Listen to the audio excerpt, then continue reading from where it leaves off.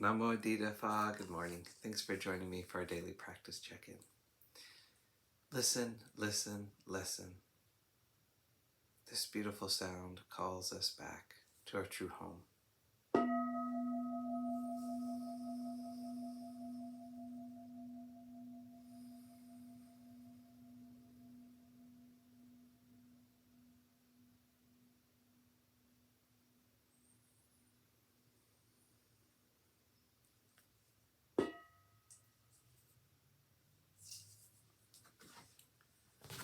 The fifth mindfulness training.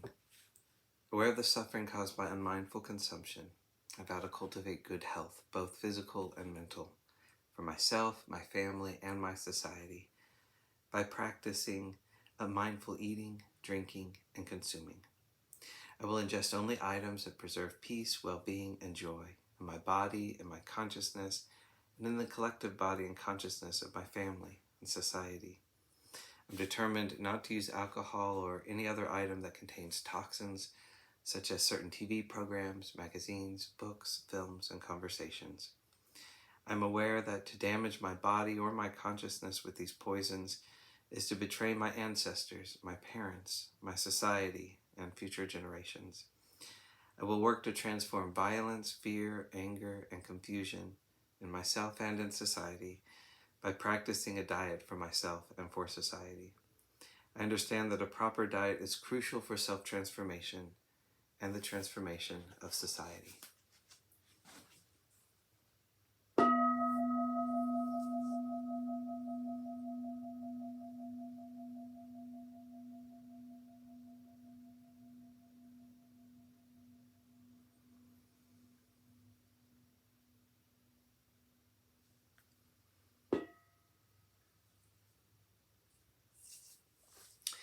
For our Dharma lessons, we've been reading Ajahn Amaro's book, Catastrophe, Apostrophe. And this morning, we're beginning a new chapter, chapter 5, the second exit point from the cycle. It begins with a quote from the Buddha. This, bhikkhus, is the noble truth of the cause of dukkha, the craving which causes rebirth and is bound up with pleasure and lust, ever seeking fresh delight, now here, now there, namely, craving for sense pleasure, craving for existence, and craving for annihilation. This is the noble truth of the cause of dukkha, and this cause of dukkha is to be abandoned. Continuing with the theme of ways to liberate the heart from the cycles of addiction, we'd like to look at a second escape point. This second exit point is related to the second noble truth, the cause of suffering, dukkha samudaya. The cause of suffering is defined by the Buddha as a quality of craving, tanha, literally thirst.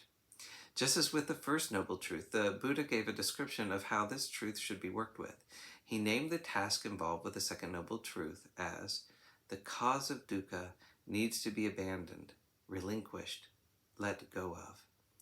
The cause of dukkha is craving. That the cause should be abandoned, let go of, is probably the most common theme of Buddhist meditation, letting go. The importance of this teaching is based on the Buddha's advice on how to relate to craving and to end suffering. Furthermore, to highlight this as the centerpiece of his Dhamma instruction, he repeatedly stated, what I describe now as formerly, is dukkha and the ending of dukkha. When Ajahn Sumedho was a novice in Thailand more than 50 years ago, he studied and contemplated the Four Noble Truths very deeply, as he has done ever since. At the time, he was particularly helped by Venerable Nyanti Loka's book, The Word of the Buddha. It became clear to the young novice Sumedho that letting go was the central task of Dhamma practice, so he made a great emphasis on this over the subsequent years of his training. As Ajahn Sumedho has a natural ability to visualize, he would sometimes write these words in his imagination. Let go, let go, let go. Big green letters with flashing red lights around them. Let go, let go, let go. The Buddha underscored the importance of letting go in the shorter discourse on the destruction of craving. Venerable Sir, how in brief is a bhikkhu liberated through the ending of craving, one who has reached the ultimate end, the ultimate security from bondage, the ultimate holy life, the ultimate goal, and is foremost among gods and humans. Here, ruler of gods, it's when a bhikkhu has heard nothing is worth holding on to. When a bhikkhu has heard that nothing is worth holding on to, they directly know all things. Directly knowing all things, they completely understand all things. Having completely understood all things, when they experience any kind of feeling, pleasant, unpleasant, or neutral, they abide contemplating impermanence, dispassion, cessation, and letting go in those feelings. Contemplating this, they don't grasp at anything in the world. Not grasping, they're not agitated. Not being agitated, they personally realize Nibbana. They understand rebirth is ended. The spiritual journey has been completed. What had to be done has been done. There is no more coming into any state of existence.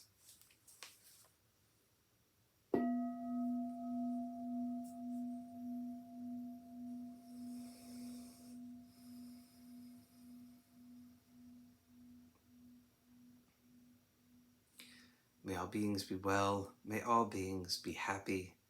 May all beings be at peace. Sadhu, sadhu, sadhu. Thanks for joining me today.